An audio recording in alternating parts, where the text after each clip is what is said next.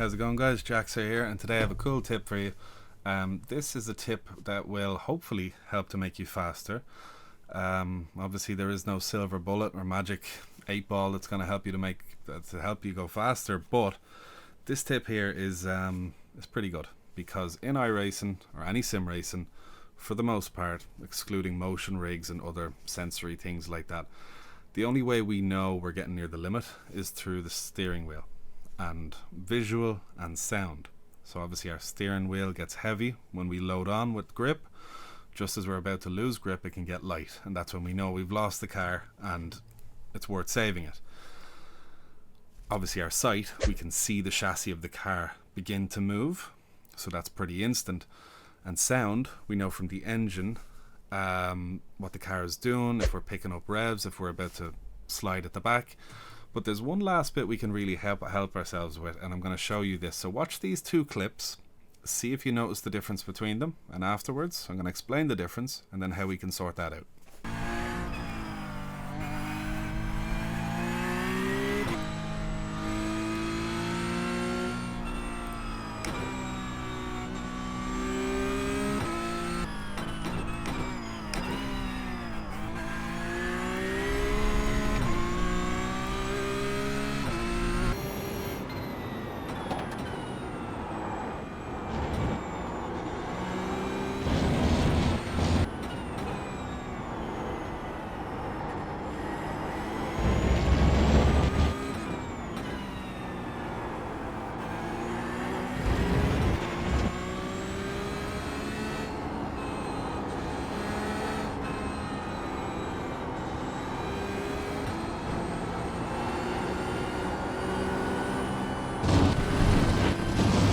So in those two clips, we've seen the Porsche Cup car at Road America, and we can hopefully notice that the tyre sounds are really loud in the second one, and in the first one, they're pretty standard the way iRacing comes. I notched it down a little bit just to kind of overemphasize basically the example, but prioritizing your tyre sounds is probably the most important thing you can do in all of iRacing. Now, obviously, it's important to hear your engine.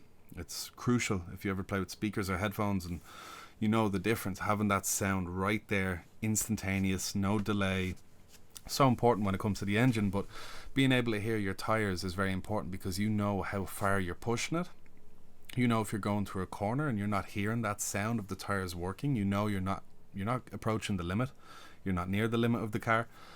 And also it can indicate if you're pushing too hard, because if you've heard the tires on the limit for a while and then you ask the car for more rotation, you know something may come. So it's very important to be able to hear the tires. Because we don't have G-force, we only have our wheel, sound and sight.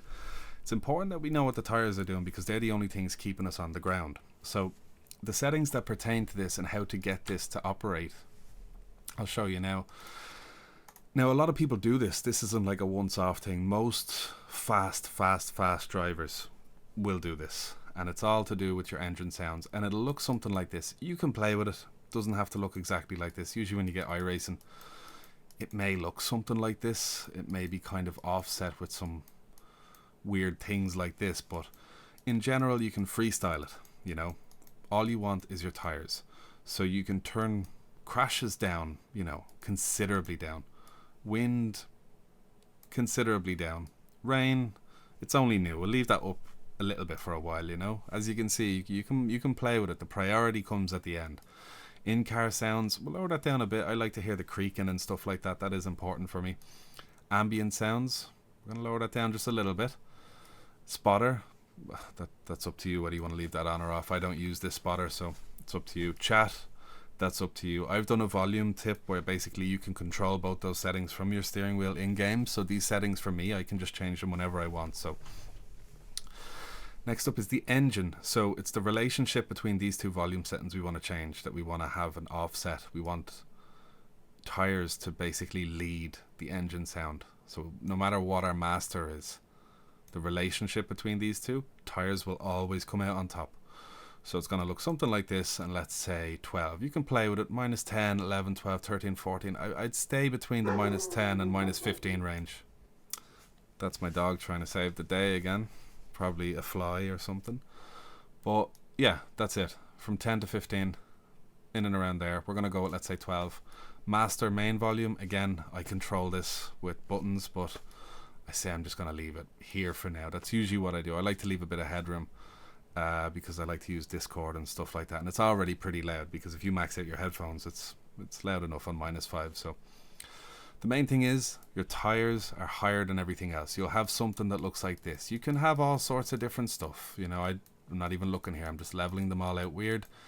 As long as it looks something like this, your tires have priority. And you'll be able to hear it even when you're warming up your tires there. Straight away, they're incredibly loud. And if we sway to warm them up, we can hear them big time. Whereas before, with the normal settings, it'd be kind of drowned out. It'll take a little bit to get used to. Definitely take a little bit to get used to. Even on braking, you'll be able to hear them a little bit. This also affects curb striking or curb sounds. So when you're on the curbs, it's actually louder than it is normally. The tire volume setting is that pertains to that. So you do get quite nice curb sounds, which is always cool, you know. But yeah, pretty much that's how you get tires to sound nice and loud in iRacing. I'm just going to pull off here. It's only test practice, so I'm not affecting anyone. And yeah, a very simple tip. But again, as I've seen doing these tip videos, there's a lot of tips that I believe are very, very simple.